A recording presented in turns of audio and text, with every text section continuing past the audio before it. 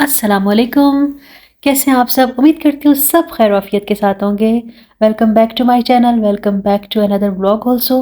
Thank you so much for watching my previous vlogs और इतना appreciate करने के लिए, इतने प्यारे-प्यारे कमेंट्स के लिए आप सबका बहुत शुक्रिया।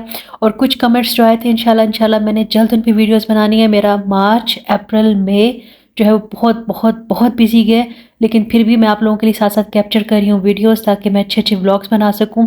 और मेरे व्लॉग्स में आप देख सकते हैं कि मैं कुछ बनावट नहीं करती हूँ, मुझे कुछ फ़ेक पसंद नहीं है।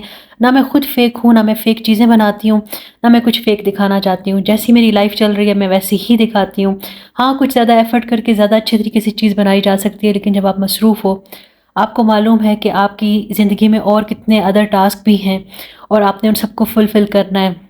और उसके साथ-साथ भी अगर आप अपनी ज़िंदगी के उन लम्हों को कैच करना चाहते हो, अपने पास एक मेमोरी रखना चाहते हो, तो फिर मैं तो कहूँगी कि ये मेरे लिए बहुत बड़ी एक अपॉर्च्युनिटी अल्हम्दुलिल्लाह कि मैं साथ-साथ सब कुछ कैप्चर कर रही हूँ।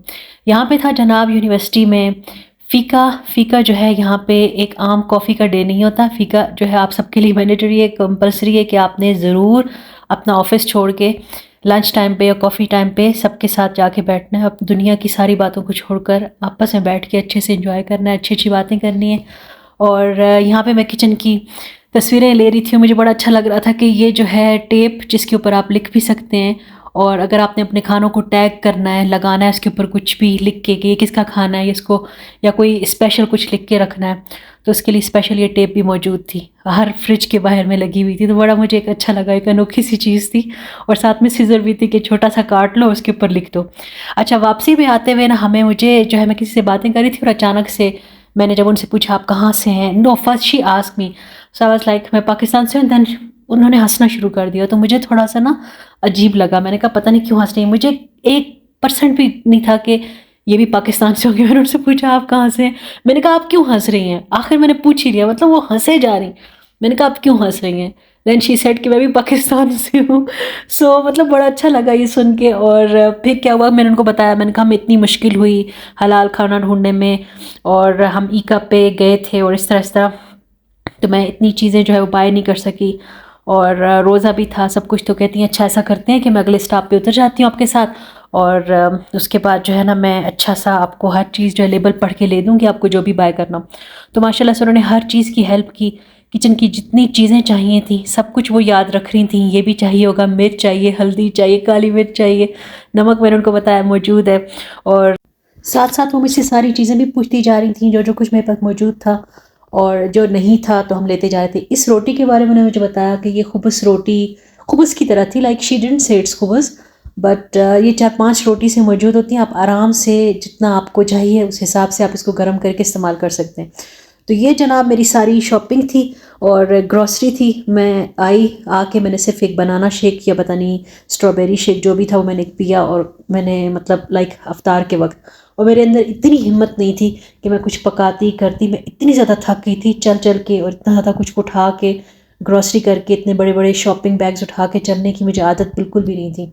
तो मेरे लिए ट्रस्ट मी बहुत, बहुत, बहुत मुश्किल था।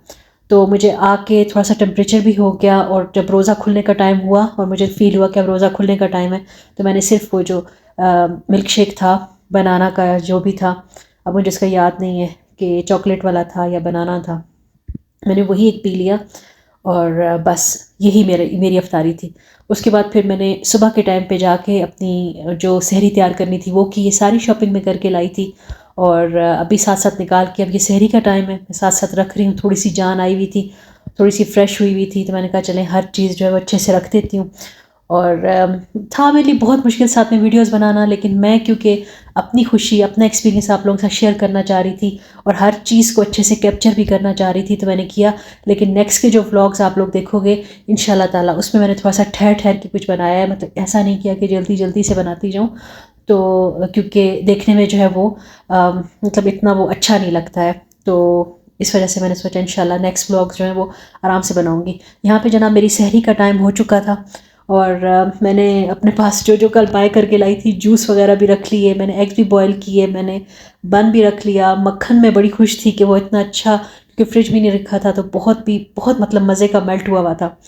तो मैंने कहा बस यही चीज़ें जो है अच्छे से एंजॉय करूँ, अपनी सहरी करूँ, क्योंकि मुझे सुबह ज़्यादा खाने की आदत नहीं है। और खाना भी था क्योंकि आपको रोज़ा भी रखना है, और रमज़ान मुबारक था, उसकी बरकतें, उसकी रहमतें, उनका तो हम अंदाज़ा ही नहीं कर सकते। और मेरी पूरी कोशिश थी कि मैं जब यूनिवर्सिटी जाने लगूँगी तो उस वक्त, क्योंकि ज़ाहिर है रोज़ा रखने का टाइम, नमाज़ पढ़ने का टाइम तो और है, यूनिवर्सिटी का टाइम और है, तो मैं पहले अपना जो है वो इशराक और चाश्त के नफल पढ़ के, या इशराक के भी पढ़ने हुए एटलीस्ट पढ़ के, और फिर मैं अपना कुरान पाक पढ़ती थी। और सम टाइम मैं फजर के साथ ही पढ़ लेती थी कुरान पाक, जितना पोर्शन मुझे पढ़ना होता था। और अगर इन केस मैंने फ़जर में भी नहीं पढ़ा और इशराक के बाद ही मुझे टाइम नहीं मिला, लाइक मुझे जल्दी जल्दी तैयार होके जाना है, तो मैं क्या करती थी कि मैं जल्दी से रेडी होके चली जाती थी। और रास्ते में क्योंकि मुझे 15 मिनट बस में लगने थे, तो मैं 15 मिनट के अंदाजे से अपना जितना पार्ट कुरान पाक का पढ़ सकती थी मैं पढ़ लेती थी अल्हम्दुलिल्लाह। और फिर बाकी जो है मुझे तकरीबन 6-7-8 मिनट जो है बस स्टॉप से ऑफ़िस तक लगते थे। तो मैं फिर जो जितना रहता था, क्योंकि मुझे पता था स्ट्रेट एक रास्ता है, मतलब ऐसा नहीं होता था, कुछ ख़तरे या डर की बात नहीं थी, तो मैं वो जो बाकी रह जाता था वो मैं वहाँ पढ़ लेती थी अल्हम्दुलिल्लाह से। तो इस तरह से मैंने अपना कुरान पाक भी जो है वो कोशिश की मैंने अपनी तरफ से कि मैंने उसको जो मेरी रेगुलर रूटीन बनी हुई है मैंने उसको जारी रखना है। तो यहाँ पे जनाब सब कुछ हो चुका था, फ्रिज भी मैंने हर चीज़ अच्छे से ऑर्गेनाइज़ कर दी थी, जो कुछ कल ग्रॉसरी करके लाई थी। और यहाँ मुझे ऑरेंज जूस इतना अच्छा लगा और यहाँ से मैं आपको बाहर का मंजर दिखा देती हूँ। और अभी जो है ना मैं चलती हूँ नीचे की तरफ और मुझे बड़ा अच्छा लगा। बस स्टॉप पे पहुँचती हूँ फ़ौरन से। सूरज यहीं कहीं है, ज़्यादा से ज़्यादा कुछ शरबत और ऐसी चीज़ें चाहिए होती हैं, उस लिहाज से बेस्ट था। बस यहाँ पे आप सूरज देखिए, सूरज जो है ना यहाँ पे इसी तरह ही रहता है, जितने दिन से मैं इसको देख रही हूँ तो ये ऐसे ही रहता है। और मेरे पास क्योंकि अभी ये सिर्फ एक ही शॉल है, मेरे पास ज़्यादा स्कार्फ भी नहीं है और सर्दी भी बहुत ज़्यादा थी, और जब तक मेरा दूसरा बैग नहीं आता तो मुझे इसी से ही अपना काम चलाना है। ये अल्लाह का शुक्र है कि जो मेरे पास बैग था उसमें मेरी सारी सर्दियों की चीज़ें मौजूद थी, और सिवाय मतलब एक्स्ट्रा शूज़ के या एक्स्ट्रा स्लीपर्स के। यहाँ मैं बाहर निकली तो मौसम इतना प्यारा था और इतना अच्छा लग रहा था। और ट्रस्ट भी, जब आप कोई चीज़ें नई नई देखते हो और आप उसको अच्छे से एक्सप्लोर कर रहे हो, आपकी आंखें खुद वो मंजर देख रही हैं ना, तो आप एक यूनिक फीलिंग आपको आती है, आप वो खुशी महसूस करते हो जो आपने पहले कभी महसूस नहीं की होती। तो आपके लिए वो चीज़ें जो लोगों के लिए आम चीज़ें हैं वो इतना मानी रखती हैं और वो इतनी वैल्यू ले जाती हैं आपकी नज़र में कि आप उनको कैप्चर करना चाहते हो, उनको हमेशा के लिए याद बनाना चाहते हो।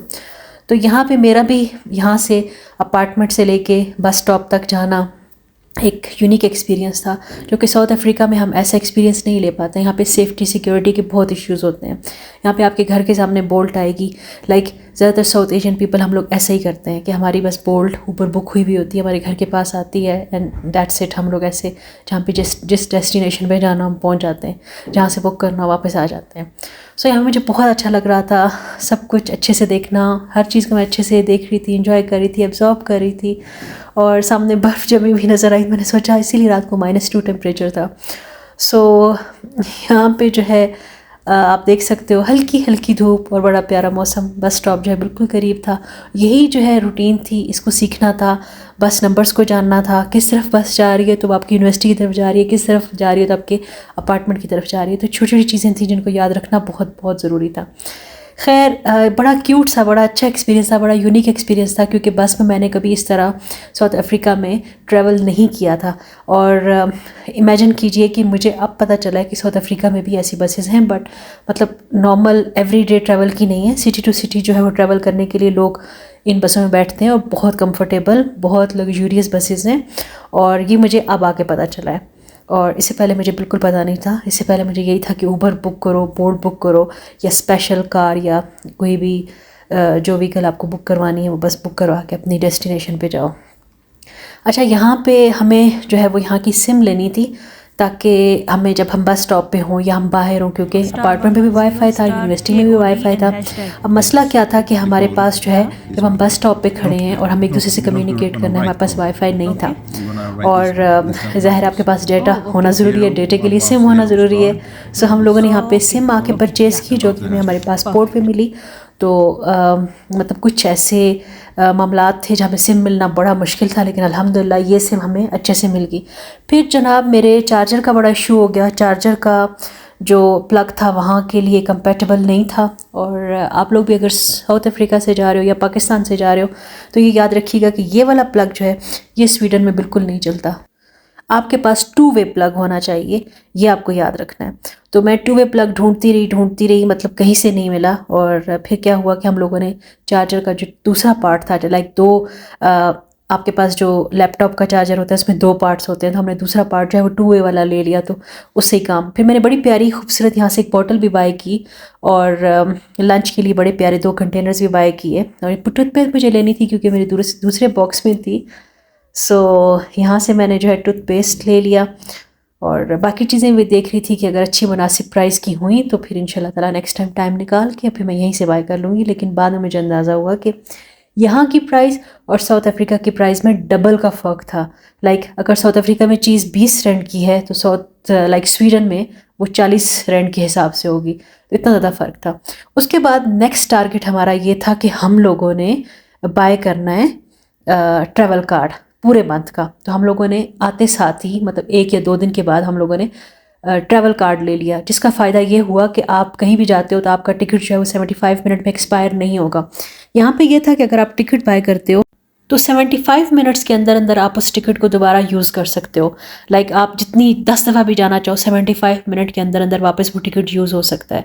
तो यहाँ पे जनाब एक बड़ा प्यारा वेबिनार था, सेमिनार था, तो वहाँ पे अटेंड करने का मौका मिला, बहुत अच्छा लगा। अच्छा, यहाँ ऊपर जब मुझे सीट जहाँ पे मिली, बैठने की जगह मिली, वहाँ पे आके मुझे अंदाज़ा हुआ कि मुझे अच्छा खासा हाइट फोबिया है। मतलब अजीब सी फीलिंग्स आ रही थी वहाँ बैठ के, लेकिन मैंने कहा कि बस रिलैक्स करो, पुरसुकून रहो, अच्छा गहरे गहरे सांस लो और हाइट फोबिया का जो फ़ियर है उसको कंकर करना है और उसको एम्ब्रेस करो और देखो उसके बाद क्या होता है। तो मैंने कहा चले सब बैठे हुए, खैर होगी, देखते हैं आज क्या होता है। यहाँ पर देखिए कितना खूबसूरत सा मौसम, कितना खूबसूरत सा मंज़र, माशाल्लाह माशाल्लाह कि मेरे पास अल्फाज भी नहीं है बयान कर सकूँ। घर आके मैंने मेहनत करके थोड़ी सी कोशिश करके आज सालन बना लिया। मैंने कहा कि आज रोज़ा अफ्तार जो है वो अच्छे से करना है। कल तो हम लोगों ने मिल्क शेक पे इत्तफ़ा कर लिया था, लेकिन आज जो है वो अच्छे से खाना है। मुझे बहुत बहुत तलब हो रही थी कि अच्छा सा सालन हो, और रोटी तो वो खूब उस टाइप की जो है वो मुझे मिलती थी, जो पाकिस्तानी ने इंट्रोड्यूस करवाई थी, और रोटी में बस ठीक थी, बहुत थी। मुझे बस सालन बनाना था। मैंने फ्रूट्स अच्छे से वॉश किए और थोड़ी सी चीज़ ही मैंने ले ली, वो भी साथ रख ली, आम भी काट लिया, जूस भी रख लिया, पानी भी रख लिया, लेमन वाटर भी रख लिया, सारी चीज़ें रख ली मैंने। और यहाँ पे मैं इंतज़ार करी थी और दुआ करी थी रोज़ा अफ्तार का। और जी जनाब, ये था मेरा आज का व्लॉग, और प्लीज़ मेरी वीडियो को लाइक कर दीजिएगा, थोड़ी सी मुझे मोटिवेशन दें। अगर आप लाइक करोगे तो ज़्यादा से ज़्यादा लोगों तक मेरी वीडियोस जाएंगी, तो फिर मुझे मोटिवेशन मिलेगी। दुआ में याद रखिएगा। मिलते हैं नेक्स्ट वीडियो में। अल्लाह हाफिज़।